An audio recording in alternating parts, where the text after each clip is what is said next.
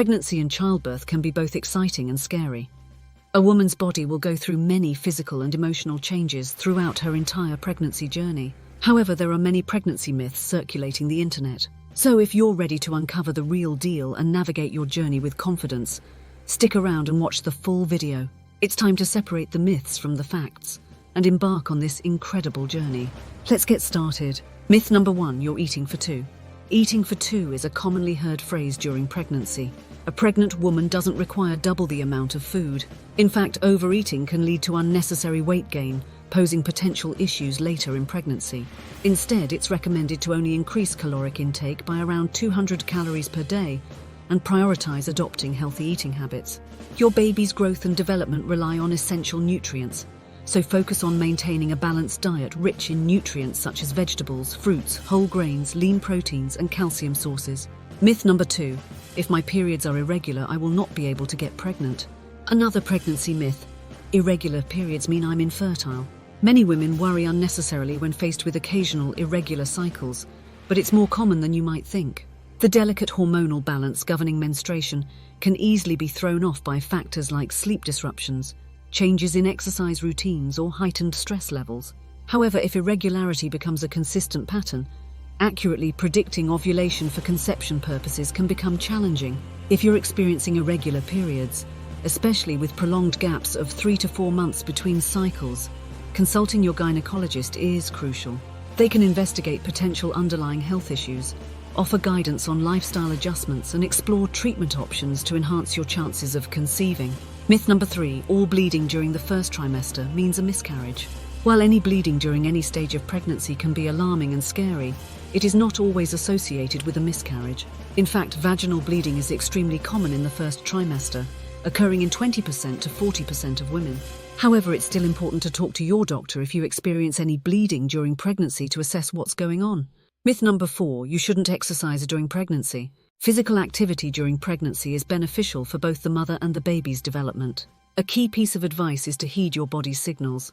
While it's generally safe to continue with your pre-pregnancy exercise regimen, it's essential to avoid introducing any strenuous or unfamiliar activities. Always consult your healthcare provider to ensure you're exercising safely throughout your pregnancy journey. Myth number 5, you shouldn't have sex during pregnancy. As long as your medical provider doesn't recommend any restrictions, it is perfectly safe to have sex while pregnant. Sex with a male partner can also be beneficial because sperm contains the hormone prostaglandin, which helps the cervix soften to stimulate labor. As long as your water isn't broken or your provider hasn't told you that it is unsafe to have sex, you can safely have sex right up until the end of your pregnancy. Myth number 6, you should cut out all caffeine when pregnant. Caffeine does not need to be cut out completely. The recommended upper limit of caffeine is about 200 milligrams a day. This is the amount in about 1 to 2 cups of coffee. But remember, there is caffeine in other things as well, including soda, black tea, and chocolate. Myth number 7, it's dangerous if you're past your due date. Your due date is a calculated estimate of when your baby will hit 40 weeks. It's normal to give birth before or after your set due date. In fact, you must go 2 weeks past your due date to be considered a post-term pregnancy. If you do go past your due date, your doctor will closely watch the baby's size, heart, weight, and position. Your doctor may recommend a labor induction to help promote a vaginal birth if the health of the mother or fetus is at stake. Myth number 8, breastfeeding comes naturally. Lots of new moms believe breastfeeding is something they'll just know how to do, like magic. But that's not always the case. While babies have a built-in reflex to find their mom's breast, it's totally okay for mums to need help figuring out how to hold their baby right for breastfeeding. Breastfeeding is something you learn over time, and it's okay if it doesn't feel easy right away. There are lots of people and resources like lactation consultants who can help you learn and get better at it. So don't worry if it's not perfect from the start. You're not alone, and you'll get the hang of it with practice and support. Myth number 9, morning sickness only happens in the morning. Pregnancy sickness is often worse when you first wake up, which is why it is called morning sickness. But it may affect you at any time of day or night, or you may feel sick all day long. If you can't keep any food or drink down, or you are worried at all about pregnancy sickness, see your midwife or doctor. You may have a condition called hyperemesis gravidarum. Remember, every pregnancy is different and you may not have any morning sickness. Myth number 10, you will be glowing and happy all the time.